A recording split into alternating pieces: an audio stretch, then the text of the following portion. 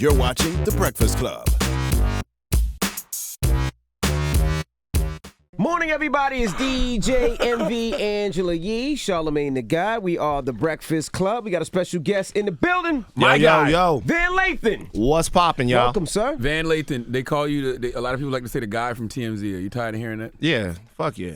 Of course. You can't curse now, man. I can't curse? This is like TMZ. You can't curse. Oh, okay, my bad. I thought I see everybody else here cursing. No, I don't like that. Of course I don't like that. You want to be more than the guy from TMZ eventually. Well, tell us your story. How we know you from TMZ. How did you get to TMZ and tell us your whole process? Well, it's actually an interesting story because I was unemployed, you know what I mean, when the economy, like I was working at a different production company and it was crazy because the production company hit us on like a Monday and was like, today's the last day of the company. Yeah. Like, you're done. Everybody's done. So I was unemployed for a little while, and I was just freelance writing, just trying to get any type of job to kind of keep my craft sort of sharp. Was you in L.A. now or Louisiana? I was in L.A. I have been in L.A. since like 2008. And I was living a good unemployed life for like a year and a half, man. I was playing basketball every day, collecting the unemployment check. And I walked into the gym, and this lady came up to me when I walked into the gym, and she was like, yo, we're going to have you do this on-camera survey. And if you do the on-camera survey and we like you, we're going to have you go further on into this process, and then you have a chance to make $1,000. Wait, this was just in the gym? This was on the way into the gym in L.A. This is a true L.A. story. This is the way stuff happens in L.A.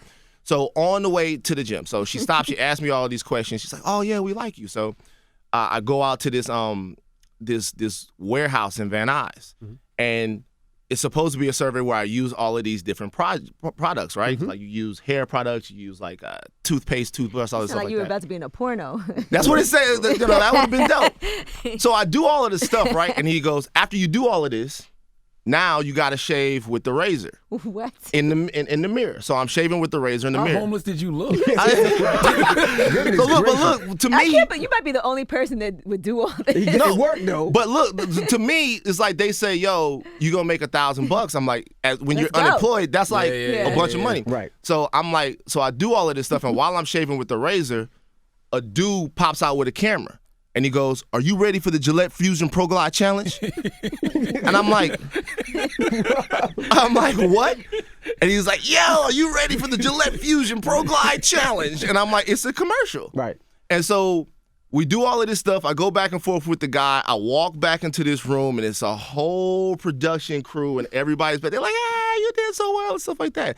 What was your answer when he asked you that? I told him I was about to shave my beard for that shit. So we did the whole thing. We went back and forth. I thought it went really well. And then when I got back there and I was filling out the paperwork, they was like, listen, this is on a Saturday, so you get double the rate. So you're actually going to walk out of here with $1,800, and you're going to get a $500 holding fee every time we run the commercial. And I was like, wow, this is dope. Wow. So me being the honest American that I am, the next time my unemployment came, I put the money that I made onto the unemployment thing, right? Because you get paid from your unemployment based upon the money you made that year.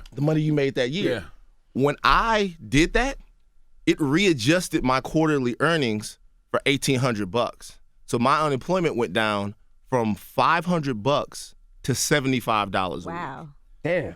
And so I'm like, well, the good life is over. I got to get a job now, right?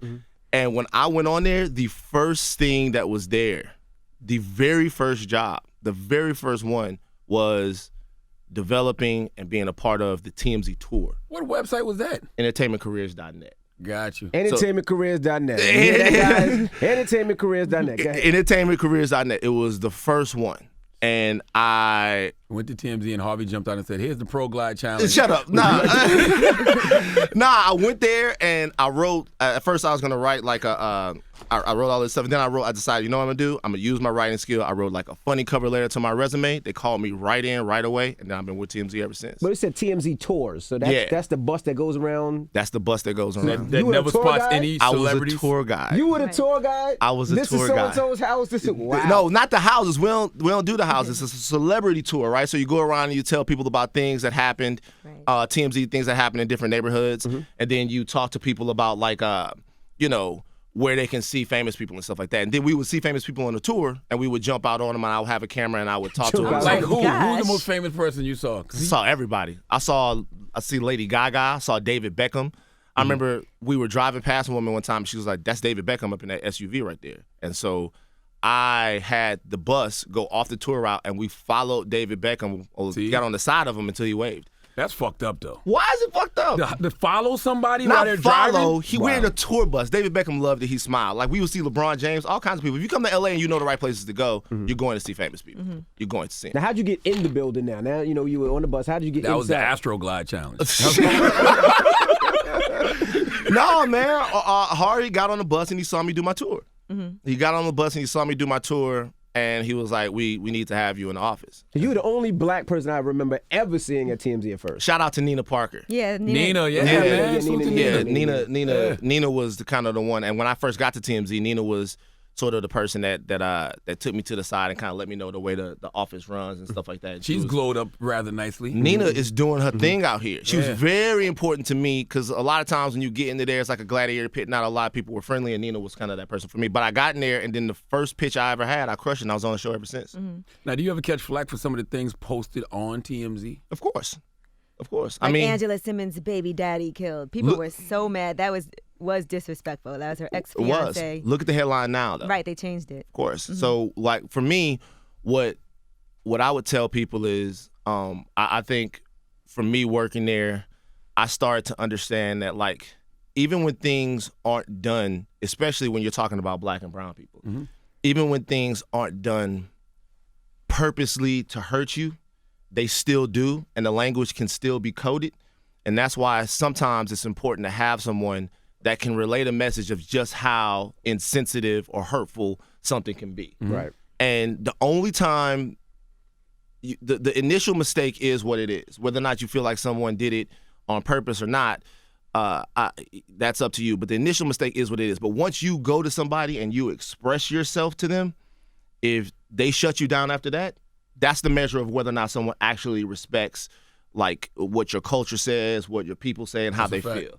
And so if I'd have a gigantic problem if that hadn't been changed.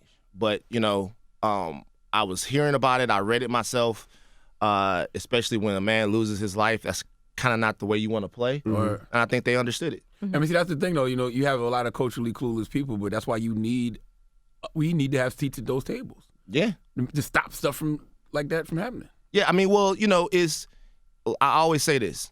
Like, you can, and this is not a shot at anyone, you can take the 10 best people in the world, right, and put them in a room. If there's no diversity, it's going to be about 10 minutes before something stupid happens. Yeah. If there's no diversity, if there's no women, no people of color, doesn't matter who they are, your 10 Justin Timberlakes, 10 white dudes we all love. Yeah. They're going to say something, they're going to say and do something stupid if there's nobody in the room to express their sort of history and their concerns. But, yo, man, that's not how we do it, whatever. So that's how you get Kylie Jenner Pepsi commercials. That's how you get Kylie Jenner. Kendall, which one was that? Kendall. It was and Kendall. so they all look alike. that's because there's nobody there to go, yo, that doesn't look right. You know what I mean?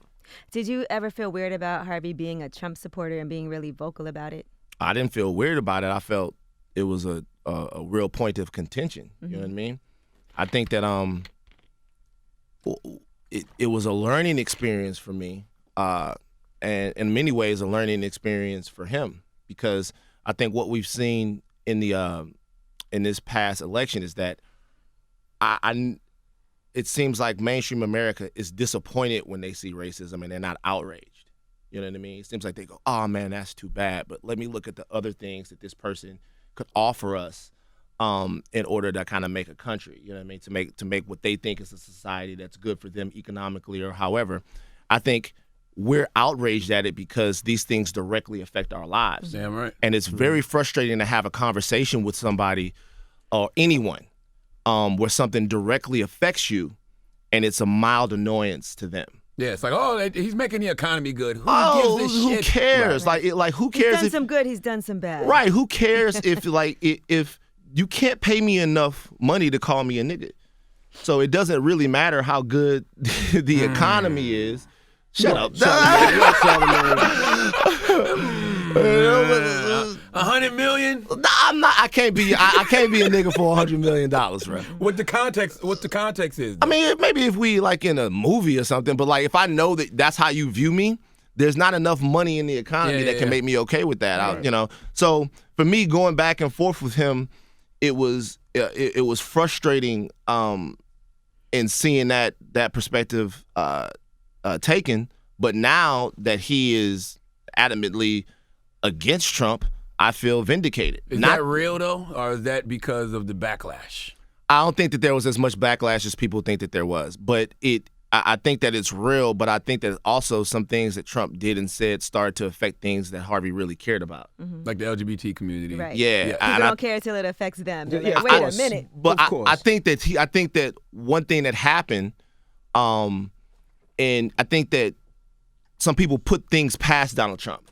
Some people that had knew Donald Trump from the past had thought, oh my God, this guy's not as bad as what we think he is, and all of those things like that. And I think they put some things past him.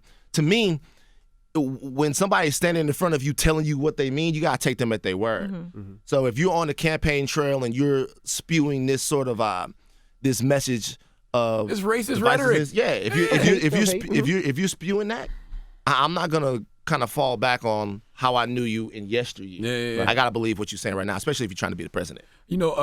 I do think in a lot of ways Harvey gets a bad rap. I think Harvey's not as bad as people try to make him out to be.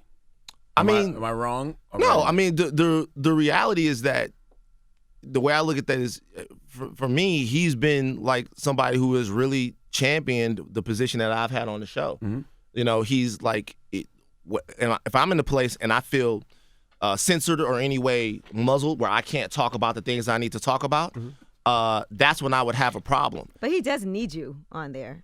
Well, I wasn't on there before. Right, but it helps because there were a lot of things that were happening that we were like, what the hell is going on with TMZ? Yeah, and I even think he welcomes the diversity in the room. And even artists complaining about how come the only time you guys report on hip-hop artists or people of color is something negative. And people have definitely expressed that and felt like that. Sure. I mean, for me, I look at that, there's a certain way that I want black people and black culture to be portrayed always. And that's fairly. So some of the things that happen, if they're fair, I'm cool with it. If you get a DUI, you get a DUI. Right. You know what I mean?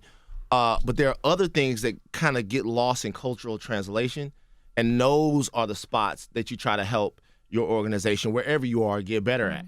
And so when people are talking about like what has happened really with hip-hop culture is that hip-hop culture has become culture. I would argue that it dominates a lot of the content. It is pop culture. It is pop culture.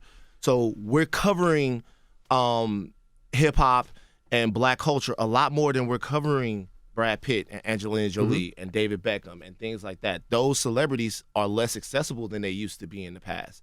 Meanwhile, our culture is much more accessible. So it's my job and my challenge, and along with Raquel and Lauren and the other people in the room, to make sure that it's covered fairly and it's covered accurately. And also I would say to those people is like, if there are better relationships, and this is something that white celebrities do to me a lot better than celebrities that I've dealt with. If we shoot a piece of video on someone, they know to get in front of it. They know to have a working relationship with TMZ to where their side of the story is reflected in things that happens. Even if the substance of the story doesn't change, their side of the story is reflected in it because they have good relationships with people in the office. I get that people get frustrated, but going to Instagram and being like, fuck TMZ, is not going to really help the situation of the actual substance of the story. Before anything goes up on TMZ about anyone, they reach out to your people. They want to talk to your people. They want to get in touch with your people to understand. Give you a chance to give your side. Right. And if we can't do that, then, you know what I mean? It's a little tougher.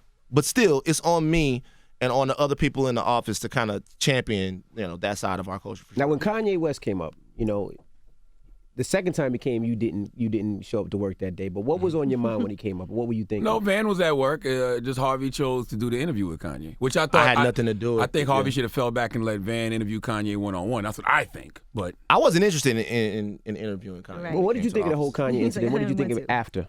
Was it the first time or the second time? First time. it's funny because I called Charlamagne right away, and I was like, yo, I just had a yelling match with Ye in the office, man. It was crazy. I thought. And then my phone beeped, and it was Kanye on the other line saying, I just had a yelling match with the black guy. Black guy from TMZ.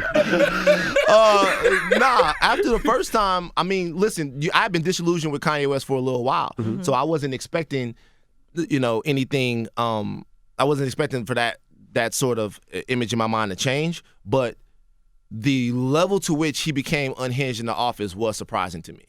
Just because he was in there, and then all of a sudden, cameras on, go time, and he's all over the place. And so when was he like that before the cameras came on, or not until? Okay. No. But at the same time, before the cameras came on, he was making a point, and I will say this, to go and exchange energy with anybody that was in the room. Yo, I'm Kanye West. Hello, hugging people, being nice. But when he got up there and he had what he wanted to say, that's when he started to get a little bit more passionate. But when he was up there talking to Harvey and Charles, I was disgusted. Legitimately disgusted at sort of what this incredible cultural leader had become in that moment. Not that he's become that totally. I'm not inside of his mind or his heart, but I was disgusted at just watching Ye at TMZ. I was like, this is not. Just like what you said about Donald Trump, you have to believe what people say, even if you can say, I knew this person before that. But if this is what they're saying out of their own mouth, then that's what you believe. Yeah, and look, and everyone is entitled to their own opinion. You don't have to stay the same person that you were at 24 for the rest of your life. You shouldn't. But when you're up on a stage in that environment, and then you seemingly come at the ancestors, man, we got to pump our brakes on that. Everybody's entitled to their opinion, but we're not going to change the facts about the people that got drugged and strung up so that we could even have the freedom to sit in this room. And say slavery was a choice. But people did try to, I guess, explain what he was saying and say, well, what he meant was... I mean, what he meant was, he was talking about mental bondage. No, I don't think that's true. Well, he did say that right after he said the slavery was a choice. I think that he walked it back, but I think if you watch what he said, it's very clear. Listen, if he's talking about what he said 400 years of he said slavery 400 was a years, that sounds like a choice to me. So let's break that down, okay? So if you break that down, what you're saying is to me, and maybe I'm being too sensitive about it, to me, you're sort of implying in some way that there was some sort of weakness on behalf of people that were born into bondage, right? That were dehumanized to a point to where every single second of the day, they were reminded that they were the lowest things in the world. Like, they were weak, but they were conditioned to be weak. I don't think that we can call them weak. I think that they were incredibly strong to have survived that. Okay. I think that they were. I don't think that there's any way that we could call them weak. They were incredibly strong to have endured that. Well, the conditions weakened them physically. They might have the conditions weakened them physically, but at the same time, I think it's incredibly off base to assign any weakness to them. I think you chose that. Right, or to say that like in some way, and I'm sure there are people, and there were people even then. We talk about the Denmark Vesey's and the Nat Turners that refused it. But to say that anybody else that didn't do that optioned into it is grotesque. You know what I mean? Yeah, that's like when people be like, if that was me and I would have been alive during sleep. Right. Like, no, you don't know. Well, you don't know what you would have done. Yeah, you don't know, and you can't judge what that was like because we have no idea. And you really can't judge it when you're in a situation to where your child is there, right? Your old grandmother is there, right? Your wife is there, right? So these people, and you don't know the land. You don't know the language. You playing an away game, like you know what I'm saying. You are. You playing an away game. You're on a place to where, especially the initial slaves that came over during Middle Passage, they don't know the lay of the land. They don't know where they at. And where are you gonna go? Where they don't know how to get away. You know what I'm saying? So to me, even to imply that you gotta walk that back. And to be honest with you, he would have been able to talk everything, and I wouldn't have said anything. But that when I'm from the South. My dad would drive me around and look at a low-hanging tree to be like, just let you know it's a bunch of souls on that tree. Never forget.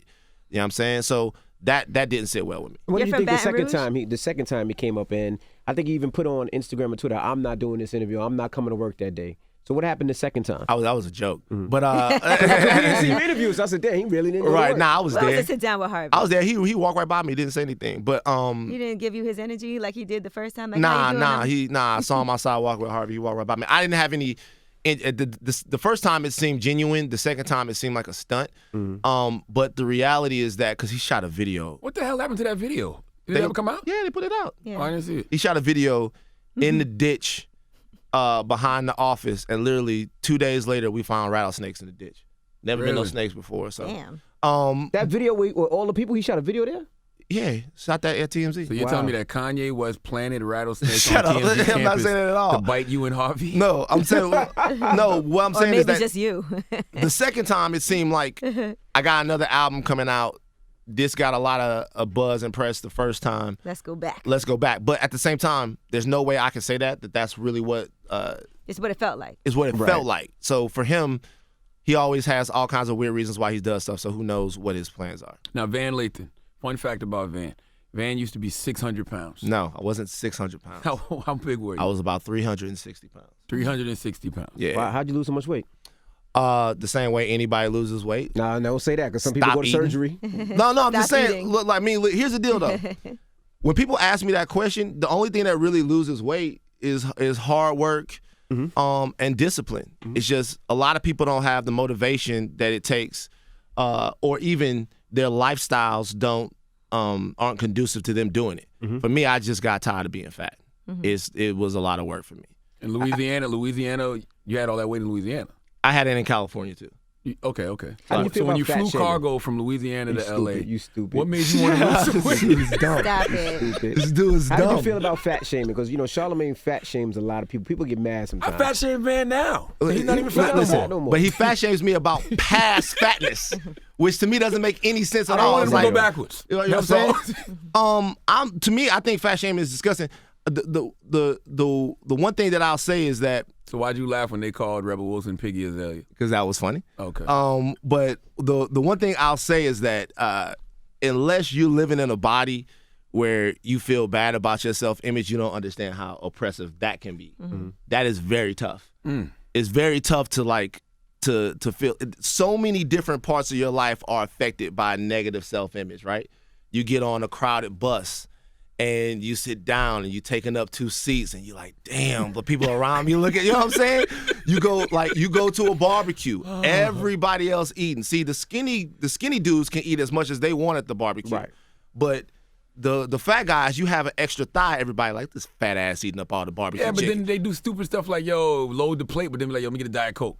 Like, Yeah, I used to do that. I used to do that at Exactly. Chick-fil-A. I got called out at Chick-fil-A one time. And you get on the flight. what? I got called out at Chick-fil-A Not the one Chick-fil-A time. employees. They did too nice. The Chick-fil-A employee called me out. I remember I got all of this stuff. I was in college. I got because I have a Chick-fil-A power meal, I used to call it, which was, I had power meals everywhere. Power meal? Yeah, I had power meals. The Chick-fil-A power meal was the 12-piece nugget, the 4-piece strips, a large fry, small fry, a cookie. All that? Yeah, like a He cookie. was 600 I pounds. was like, Sheesh. I would eat the cookie, and then I was like, a Diet Coke, and the girl was ringing me up. She goes, look at you getting all that big ass meal and get a Diet Coke. Why don't you just go and get a milkshake or something like that? I'm like, yo. Who was this Popeye's employee undercover at Chick-fil-A? I'm telling you, this is like 99. I was in college. And like, I was telling her, like, all right, just give me a regular Coke then. I got the regular. You got 12-piece Oh, man, the power meal at a McDonald's was large- better. What was that? The power meal at McDonald's was And this is your own meal that you call the it power old meals, meal. the power Okay. meals. Like, so the power meal at McDonald's was a number 4 supersize, right? What's Number number 4? the what? Double quarter pounder with cheese. Lord have With mercy. cheese. So it was a double quarter pounder with cheese, supersize. It was 2 apple pies, and then for the ride home, 20-piece nuggets. Damn. How much fries you used to get? You used to get a regular fries with it? Nah, it's supersized. Oh, yeah, Everything's okay, I got supersized. you, got Do you. you think that was something that you were conditioned, like from when you were young? You just had unhealthy eating habits, just like being at home where you grew up in your community, or how did that even? It made me feel good. Like for me, there was so many other things in my life that weren't going the way that I wanted them to go. There were so many things that I was unhappy with. The one thing that I knew I could get a lot of happiness from was food. And so the more food I consumed, it felt like the more happiness I was consuming. So when you want to get happy, you don't want just a little happy. You want like a lot of happy, right? And so That's why you just didn't get a Happy Meal. shut up. Shut up, man. So I was eating feelings, you know what I'm saying? And then that's one of the first things you unlearn when you lose a bunch of weight. Right. That's true, because when you see kids whose parents are getting divorced or certain things going on in their lives, one of the first things that they turn to is food. Right. I mean, and you're never happier than what you are when you're healthy. So what made you lose the weight? What was the last draw? Was like, was it the lady at Chick-fil-A that said the coke That was thing? years before. So what made you say, today's the day I got to stop? I was crawling up the stairs. What do you mean? So my heart rate would jump up too high when I would walk up the stairs. So I started crawling upstairs, like on all fours. So I wouldn't be out of breath. Like a sneaky pig. Shut up. And so, like, I remember getting to the top when I was working at that other job. I remember getting to the top of the stairwell and one of my producers just looking at me like, what are you doing?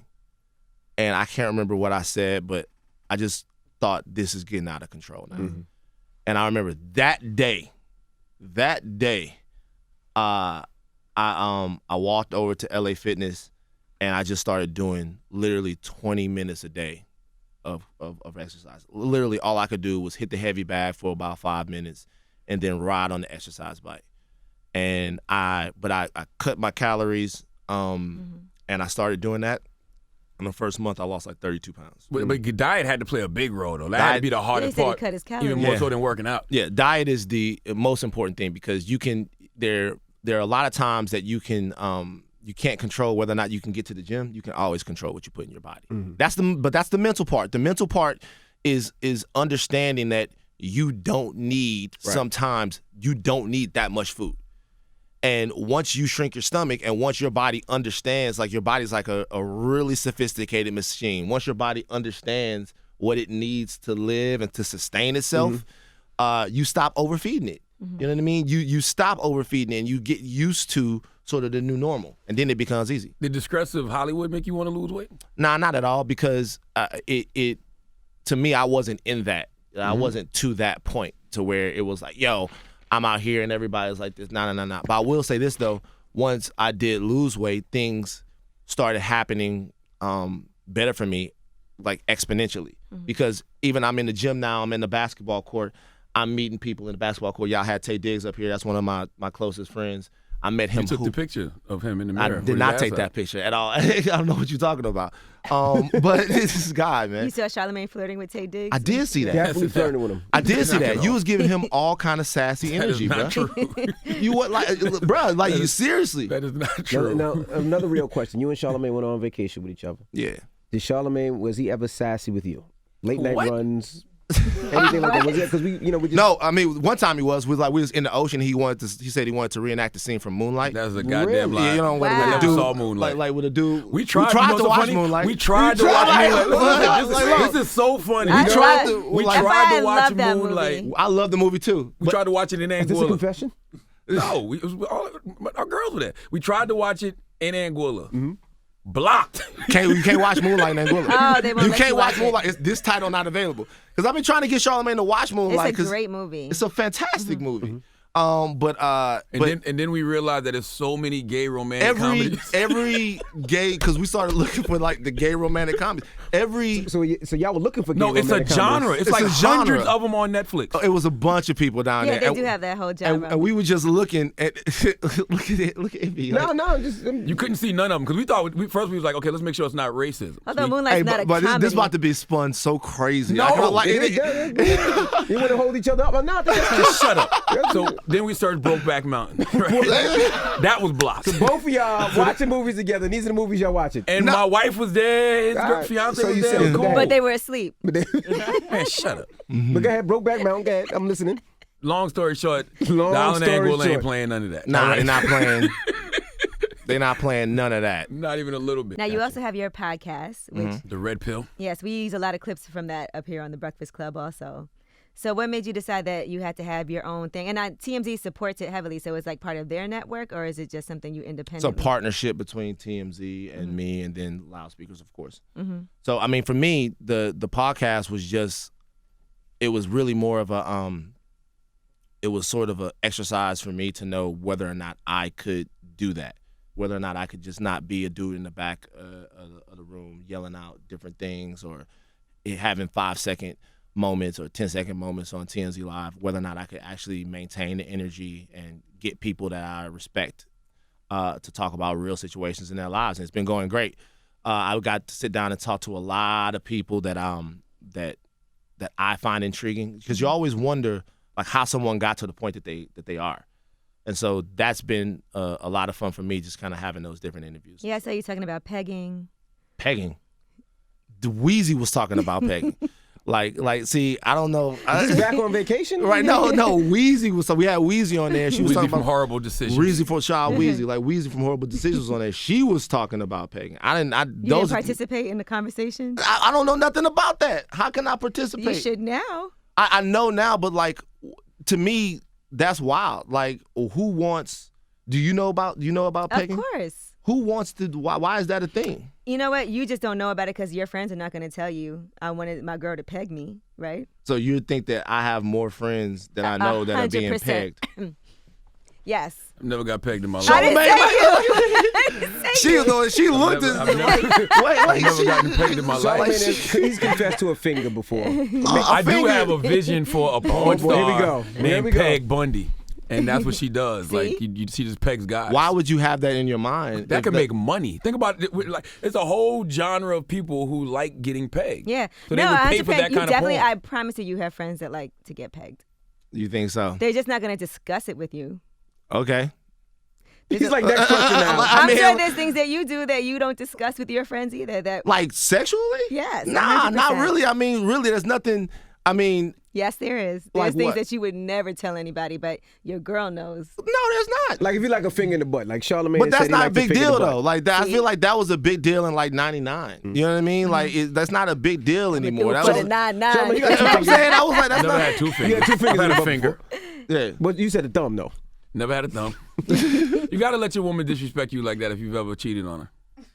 Seriously. That's how you feel? That makes Well, sense? boy, if you've ever cheated on your woman and you've ever broken her heart and she wants to do that to you as a sign of disrespect, hey, man, let her. Like, have Let you her ever have that done? over your head. Have you ever I'm done something serious. fun, like give your girl a lap dance or anything? Nah, because that's not gonna be fun for her. It's funny You know what I'm though. saying? It's like funny. Right, but that's not. I don't feel like that's gonna be good. I'm not. That's not my. I'm not gonna be able to really give a good lap dance. You know what I'm saying? Like, I'm not against it though. If she asked for a lap dance, I guess I would do it. But So I'm you're like, saying there's nothing that you do that's like a little quirky? quirky. He's never gotten anything in his ass, Yee. I'm not asking that. I'm My like, God. You got a I'm just saying- Matchbox call. Where you going with this, Yee? What did you hear? Did you hear something, Yee? all right. So I mean, for me, it's like no. Nah. I can't think of anything. Like, you know what I'm saying? I can't think of anything. Freaky? Oh, I can't think of anything that like I wouldn't admit to. Last question. Mm-hmm. Masturbation. Okay. What? All right. A circle jerk? When It's not the last question, but go ahead. No, the last one about sex I'm talking Okay. about. Mm-hmm. Now, masturbating on your knees. Yeah. Is that something that you've ever done before? Nah, I have a specific position.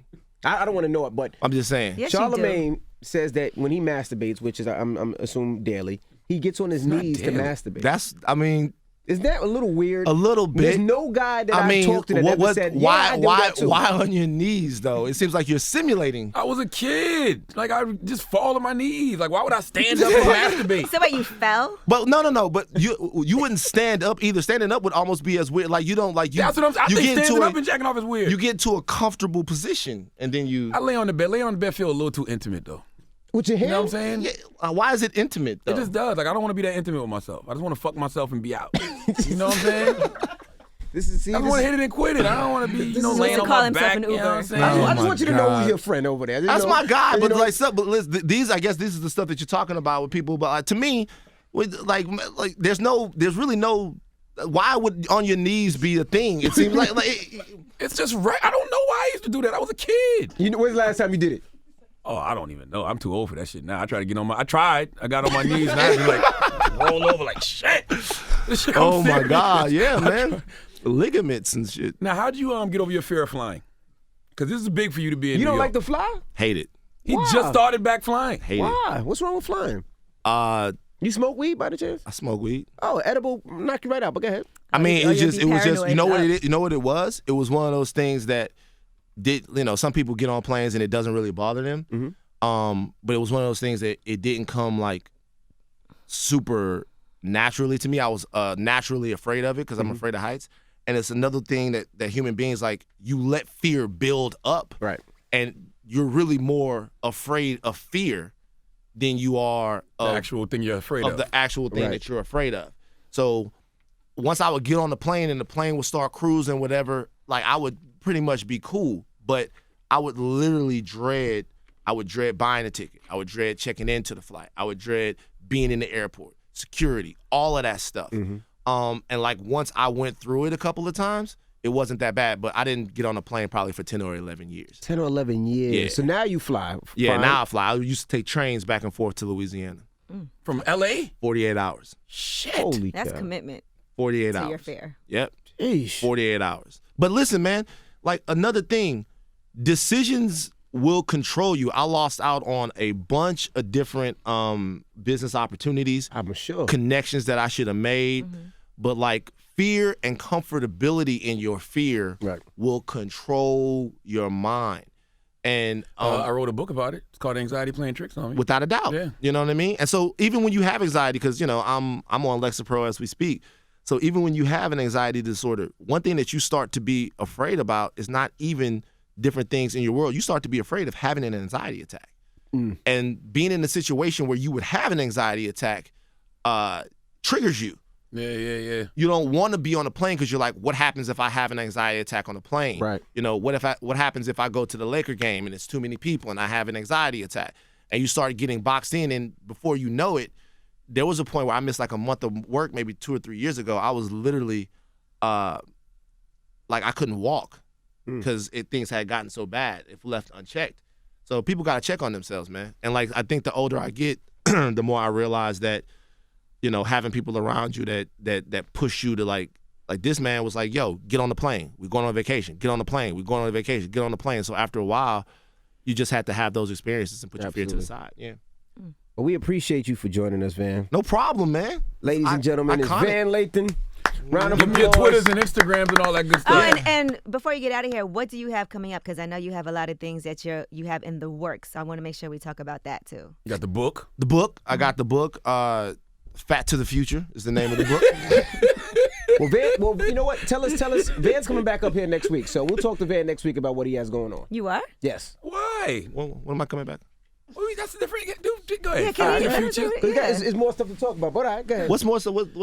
Don't worry. Go we'll ahead, fix Van. it. We'll tell you Oh, okay. Fat to the Future. Fat to the Future. It's a book about like 9 things in my life that got better when I lost weight. And it's not a weight loss book. It's not about like sort of people that it's not like giving you the blueprint of how I lost weight, because I feel like everybody knows how to do that. But it's literally about just different things in my life that just were better once I lost weight. Sex, definitely. Okay. Sex, shopping, all kinds of things. Traveling, all kinds of things that are just easy. I feel like if you give people kind of those little tidbits of information, it might motivate them to get up and do something. Plus, of course, the red pill. The red pill is going great. So more stuff as far as that's concerned, and just, you know, trying to look out there and see what else is out there for me. Okay. All right. Well, thank you, Van Lathan. No problem. At Van Lathan on Instagram and Twitter. Fuck with me. I talk a lot of shit. All right. Well, it's the Breakfast Club. Good morning.